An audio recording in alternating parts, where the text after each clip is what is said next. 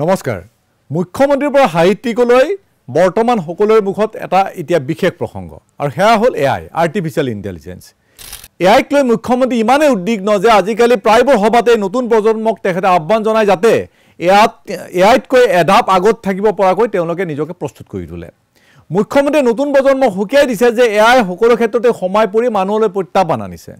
উদাহৰণ হিচাপে তেখেতে কৈছে যে এআইৰ জৰিয়তে উচ্চ মানদণ্ডৰ কবিতা গল্প উপন্যাস আদি লিখা সম্ভৱ হৈছে এআইৰ জৰিয়তে গীত ৰচনা কৰি সুৰ প্ৰদান কৰিব পাৰি ছবি আঁকিব পাৰি ইত্যাদি ইত্যাদি সাহিত্যিক মনোজ গোস্বামীয়ে সমানে উদ্বিগ্ন এআইৰ জৰিয়তে কবিতা ৰচনা কৰি তেখেতে দেখুৱাই দিছে যে তেখেতসকলৰ যিটো পথ সেই পথটো অতি সংকটজনক মুঠৰ ওপৰত এআইক লৈ মানৱ জীৱন এক নিৰাশজনক ছবি আমাৰ সাংবাদিকৰ ক্ষেত্ৰখনৰ কথাটো ক'বই নোৱাৰি ইতিমধ্যে এআই এংকৰ আহি গৈছে এআইক লৈ মানৱ জীৱনৰ এতিয়া এক নিৰাশজনক ছবি দুদিন পিছত এআইৰ জৰিয়তে হয়তো খেতি কৰা সম্ভৱ হ'ব বতৰ জলবায়ু মাটিৰ গুণাগুণ পৰীক্ষা কৰি এআইয়ে নিৰ্ধাৰণ কৰিব কোনটো সময়ত কি খেতি কৰিব পাৰি বানপানীৰ আগতীয়া সম্ভেদ দিব আৰু সেইমতে কি খেতি কৰিলে ভাল হ'ব হেও পৰামৰ্শ হয়তো এআই দিব এলন মাস্কে কোৱাৰ দৰে অদূৰ ভৱিষ্যতে শিক্ষা গ্ৰহণৰ বাবে শ্ৰেণীকোঠাৰ প্ৰয়োজন নাথাকিব বিশ্ববিদ্যালয়ৰ আজিৰ যি ডিগ্ৰী সেই ডিগ্ৰীৰো প্ৰয়োজন নহ'ব বুলি মাস্কে কৈ গৈছে হয়তো প্ৰচলিত শিক্ষা ব্যৱস্থাতে উঠি যাব অসমৰ ৰাজ্যত হেনো এআইৰ জৰিয়তে ই-কমাৰ্চৰ নতুন গৱেষণা আৰম্ভ হৈছে এই গৱেষণাৰ জৰিয়তে কিছুদিন পিছত আপোনাৰ বাজেট বা আপোনাৰ পছন্দ চাই এআই নিৰ্ধাৰণ কৰি দিব কোনবিধ উৎকৃষ্ট সামগ্ৰী আপুনি বজাৰৰ পৰা ক্ৰয় কৰিব অৰ্থাৎ বজাৰলৈ গৈ সময় ব্যয় কৰি দোদুল্যমান পৰিস্থিতিত পৰি আপুনি নিম্ন মানদণ্ডৰ সামগ্ৰী ক্ৰয় কৰাৰ দৰকাৰ নাথাকিব বা সেই পৰিৱেশ এবছৰ বা দুবছৰত অন্ত পৰিব সেই কাম ই-কমাৰ্চৰ জৰিয়তে হ'ব আৰু মই কৈছোঁ যে সেই ধৰণৰ গৱেষণা অসমৰ ঠাইতে হৈ আছে গতিকে এনেকুৱা এক হাইটেক পৰিৱেশত মানুহে কি কৰি খাব বা নতুন প্ৰজন্মই কি কৰি খাব বুলি প্ৰতিজন সচেতন নাগৰিকৰ মনত প্ৰশ্ন উত্থাপন হোৱাটো তেনেই স্বাভাৱিক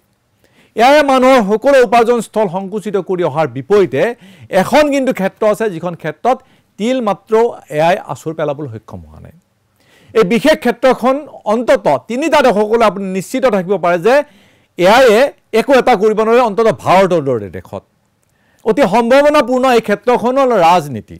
ভাৰতৰ দৰে বিশাল জনসংখ্যাৰ দেশত ৰাজনীতিৰ পথাৰখন যে উপাৰ্জনৰ প্ৰচুৰ সম্ভাৱনাপূৰ্ণ ক্ষেত্ৰ সেই কথা দেশৰ স্বাধীনতাৰ পিছৰ পৰাই প্ৰমাণিত হৈ আছে ৰাজ্যসভা কওক লোকসভা কওক বা পঞ্চায়ত নিগম নিকায় আদিত ৰাজনীতিৰ জৰিয়তে লাখে লাখে লোক নিয়োজিত হৈ আছে অৰ্থাৎ উপাৰ্জনৰ এক উৎকৃষ্ট স্থান ভৱিষ্যতলৈ এই দুৱাৰ খোল খাই থাকিব নিয়োজনৰ এই ক্ষেত্ৰখনত এআই কোনো কাৰণত সংকুচিত কৰিব নোৱাৰে ইয়াৰ অৰ্থ এআই যে এআই খেতিয়ক বনাব পাৰিব বিজ্ঞানী বনাব পাৰিব কিন্তু ৰাজনৈতিক নেতা বনোৱাত সফল হ'ব নোৱাৰে কিন্তু কিয় নোৱাৰে এআই হওক বা কম্পিউটাৰৰ এটা সাধাৰণ প্ৰগ্ৰেমিঙে হওক সকলো নিয়ন্ত্ৰিত হয় একো একোটা এলগৰিথমৰ জৰিয়তে সহজ ভাষাত এই এলগৰিথম হ'ল কিছুমান চৰ্ত তথা গাণিতিক নীতি নিয়ম এটা সাধাৰণ উদাহৰণেৰে আপোনালোকক বুজাই দিলে কথাটো স্পষ্ট হ'ব ধৰি লওক কোনো এটা সংখ্যা যুগ্ম হ'বলৈ এলগৰিথমৰ চৰ্ত হ'ব লাগিব যদি সংখ্যাটো দুইৰে বিভাজিত হয় বা হৰণ যায় এনেকৈ নিৰ্দিষ্ট চৰ্ত তথা জটিল প্ৰগ্ৰেমিঙৰ জৰিয়তে ধাপে ধাপে এআই জন্ম হৈছে এআই কবিতা লিখিবলৈ কবিতা হোৱাৰ যিসমূহ চৰ্ত সেই চৰ্ত পূৰণ কৰিব লাগিব কেতিয়াবা এআই নিয়ন্ত্ৰিত হয়তো ৰবটো ওলাব যি সুচিকিৎসক হৈ পৰিব তাৰ বাবে যিকোনো বেমাৰৰ বিধান দিবলৈ এলগৰিথম প্ৰস্তুত কৰিব লাগিব আৰু প্ৰগ্ৰেমিঙৰ জৰিয়তে চিকিৎসা বিজ্ঞানৰ সমস্ত জ্ঞান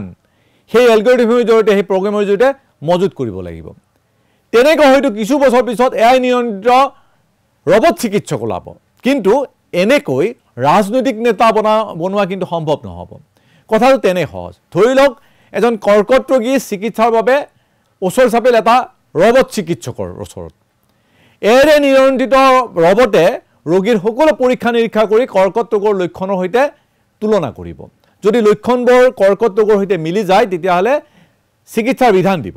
কিন্তু ৰাজনৈতিক নেতাৰ ক্ষেত্ৰত কি এলগৰিথমৰ ওপৰত ভিত্তি কৰি প্ৰগ্ৰেমিং প্ৰস্তুত কৰা হ'ব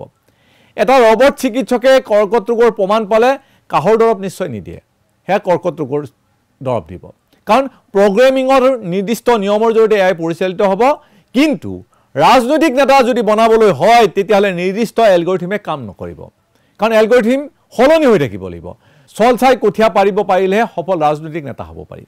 ভাৰতৰ প্ৰতিটো নিৰ্বাচনত দেখিব বহু ৰাজনৈতিক নেতাই দম্ভালি মাৰি ঘোষণা কৰে যে যদি অমুক প্ৰাৰ্থীজন এইবাৰ জয়ী নহয় বা যদি জয়ী কৰাব নোৱাৰো তেতিয়াহ'লে মই ৰাজনীতিৰ পৰা সন্যাস ল'ম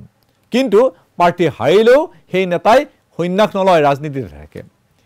কিন্তু যদি ৰাজনৈতিক নেতাজন এআই নিয়ন্ত্ৰিত এটা ৰবট হ'লহেঁতেন পাৰ্টি হাৰিলে ৰবটে ৰাজনীতিক ক্ষেত্ৰখন বাদ দিব লাগিলেহেঁতেন কাৰণ যি নীতি নিয়মৰ মাজেৰে প্ৰগ্ৰেমিং কৰা হয় সেয়া সলনি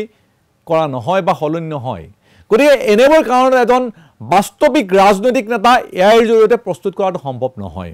আনহাতে ৰাজনৈতিক নেতাই যিকোনো মুহূৰ্ততে এটা দল ত্যাগ কৰি বিপৰীত ধৰ্মৰ ৰাজনৈতিক দলত যোগ দিব পাৰে অৰ্থাৎ আজি যিটো দলৰ নীতি আদৰ্শক লৈ গদগদ পিছদিনাখন সেই দলক কুকুৰে কাঁইট নোখোৱা গালি দিব পাৰে একোজন ৰাজনৈতিক নেতাই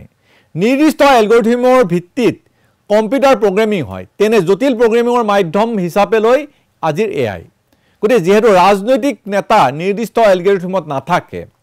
গতিকে এআইয়ে এলগৰিথমৰ ভিত্তিত ৰাজনৈতিক নেতা বনোৱাটো সম্ভৱ নহয় সেই উপাৰ্জনৰ সকলো পথ এআই বন্ধ কৰিবলৈ সক্ষম হ'লেও ৰাজনীতিৰ ক্ষেত্ৰখনত এআইয়ে যে ফেইল মাৰিব সেয়া 100% ধুৰুপ হে আজিৰ প্ৰজন্মই ৰাজনীতিত মন দিয়া ভাল অন্ততঃ এআইয়ে তিনিটা দশকলৈ ৰাজনৈতিক ক্ষেত্ৰখনত হস্তক্ষেপ কৰিব নোৱাৰে ধন্যবাদ